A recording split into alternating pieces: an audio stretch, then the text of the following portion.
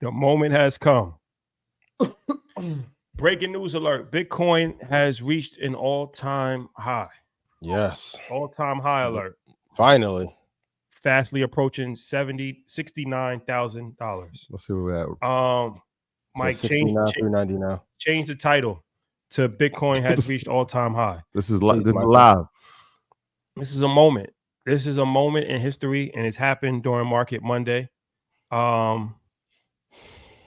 Because this is God's favorite show. Big facts from your mouth to God's ears. Yes. So, being that this is a moment, we have to take a moment to talk about the mighty, mighty Bitcoin. It's been a tremendous ride.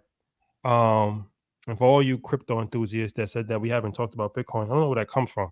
If you type in Bitcoin or crypto on Earn Your Leisure's YouTube channel, there's over 72 videos that come up dating back over 4 years. We've always talked about crypto. We've talked about crypto with Hill Harper, with Bitcoin Boy, with Mike Novogratz. Mm-hmm. Yep. We've talked about Bitcoin. We talked about Ethereum. We talked about Ripple. We've talked about XLM. We've talked about it. We've had classes on it. We've had a whole thing. Okay, so what's the deal? Bitcoin all-time high. Where does it go from here? Is it a good time to invest? Will it pull back? What'll happen after halving? I think one of these banks said that after halving, Bitcoin is going to have a major pullback. So everybody's talking about Bitcoin, but we're here to educate people on the best and most intelligent ways to make money. So what is the science when it comes to Bitcoin? Well, two reasons that it's gone up a hell of a lot. Fan favorite amongst the people because they want to be detached from the banking system that has been failing us for 150 years. And then the banks came in and bought the majority of it up. I said earlier, BlackRock and Fidelity have 17.8 billion worth of it. Currently, I'm hearing by summer that number could be up to 24 billion worth.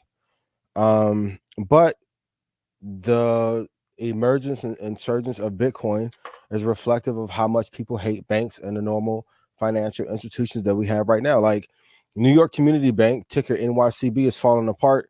No one wants to talk about it. It's currently at $2.73. In 2004 is at $35. Like this is a .com level crash that no one is talking about. For 50 years, they told us only 7 to 12% was possible. And on some days, some cryptocurrencies get 15 to 30% run inside of a day. I think we are seeing a changing of the guard. The people are becoming in power. Shout out to all of you that bought in when I told you at 28,000 and 20,000. Yes, I'm gonna pat myself on the back for that. If I made you money, please put yes in chat. How far do I think it could go? Do I think it'll hit 100,000 this year? Probably not. I think it'll pull back next year. It will for sure. But I think we should get to like 86,401 if we stay at this pace by end of year. Would there be a pullback? Yes, at some point, but continue to buy. The thing that I want to stress in stocks, Bitcoin, anything that you believe in, buy every month and every quarter, and you will be fine. We've talked about dollar cost averaging. You don't need more information. You need more execution. Please put more execution in chat. Shout out to Joe. Joe screamed it. Rashard, his name's Rashad. Rashard, right? Rashard. Joe's up on Bitcoin and Microsoft. Great. Keep buying. Pick the number and put it in chat. How much will you buy every week? IBIT is an option if you cannot afford it. GBTC is a good option as well if you want exposure to Bitcoin. Those are two that you can pick up on the equity side. But continue to invest for the long term. I know 2022 was rough for Bitcoin. I know it was hovering around 30,000 forever. Is now the time to buy? No, it's at an all-time fucking high. No. You gotta wait for it to pull back. I'm sorry. You didn't listen for the last year. We talked about it here. They talked about it with over at BlackRock. We talked about it at InvestFed. Like, pick how much you're going to buy every month, or you're going to miss out and be upset. We're almost at 4 years in doing the show. We talked about Bitcoin year one. Have you bought enough? My 4 Bitcoin, Ethereum, XRP, XLM, you'll be good. Is altcoin season coming? Yes, altcoin is going to come as a result. But I'm really worried about the banks in the same fashion in which I'm worried if sports betting gets hot enough, it's going to put pressure on the passive market. I think banks are dead. Like two things I want to talk about in the future: the death of the NBA and the death of the traditional bank. The NBA, I the don't. National Basketball Association. No. MBA. Oh, okay. Business school. No. Oh, I'm okay. crazy, but I'm not crazy. Oh hell no. But like if you look at Bank of America last high was in 2006. They've done okay.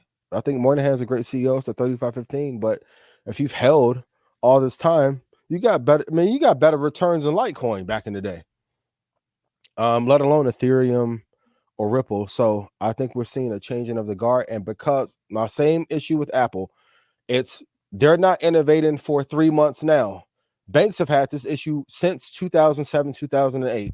When the crash happened, everyone was expecting the banks to do better by the people. And when everyone got bailed out, it went back to business as usual, right? And then here comes crypto to save the day. People want higher returns as inflation is going up.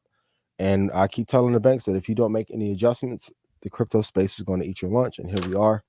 And because since BlackRock, Vanguard, Fidelity have gotten in, I don't think this trend is going to stop anytime soon. I got to go on to 86,000 and some change by the end of the year. So okay, Mike, you could okay. Rashard, shout out to Joe Button. He okay. You don't buy any investments at all-time high. That's the golden Never. rule. Unless you're dollar cost averaging, which that's what Joe said he was doing, right? 250 a week in Bitcoin. Yep. So all right. So let's just do this because this is 7,500 people on here right now. So I'm assuming that a lot of people are not invested in Bitcoin, but they want to invest in Bitcoin. Should they start right now in dollar? You should not just put a lump sum of money in. We established that. No, especially at a high. Should they start right now and just start their dollar cost averaging? If you don't know what dollar cost averaging is, that's when you put small amounts of money in on a weekly or monthly basis. So you put $100 a week in, or you put $300 a month, whatever you can afford. You just do it every single time, on the 15th of every month or every 2 weeks. You don't think about it. It's discipline. It comes out, and that's that. Or should they wait for a pullback? Because a pullback will happen at some point in time. We know that. But should they wait for a pullback to happen and invest? And how do they know what's a good pullback to invest in? I like it. They should do both. So I'll give three prices why I like it. I like it at 54,126. I like it at 50,588. And if you're chasing, just like 59,000. If it does not get there by the 20th of this month, I would just put 1,000 in every month and accumulate. Or whatever you can afford.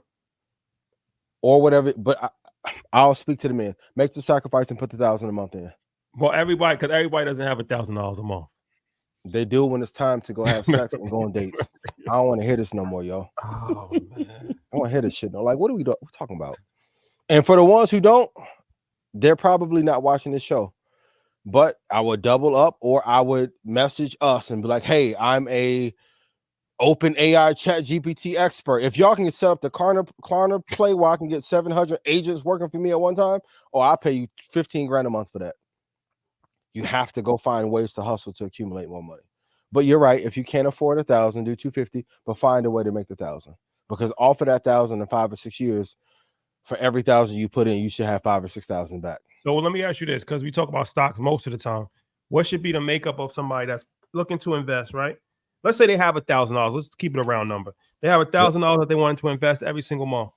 What's the makeup between stocks and crypto or Bitcoin? You can argue that the new 60-40 should be 60% stocks and 40% crypto. I think the bond market is in shambles and no one wants to talk about it. The bond market has been falling apart damn near since 2020 and has not recovered. .com like crash. So I would do 40% crypto if I'm less younger than 40 years old. I would do 70-30 if I'm older than that, and then have exposure that way. That would be my split or my matrix. And what do you think about, because this will happen, and I'm sure for a lot of people who are beginners in the crypto space, they'll see Bitcoin at 68,000, and then they'll start discovering some of these other coins, Ethereum obviously at 3,600. What are your thoughts of What my baby Doge at? Hold on. Let me look. Because that's what's going to happen. They're going to say, I don't have money to invest in that. Where can I find somewhere where I can get a percentage? Then you start investing in all these shit coins.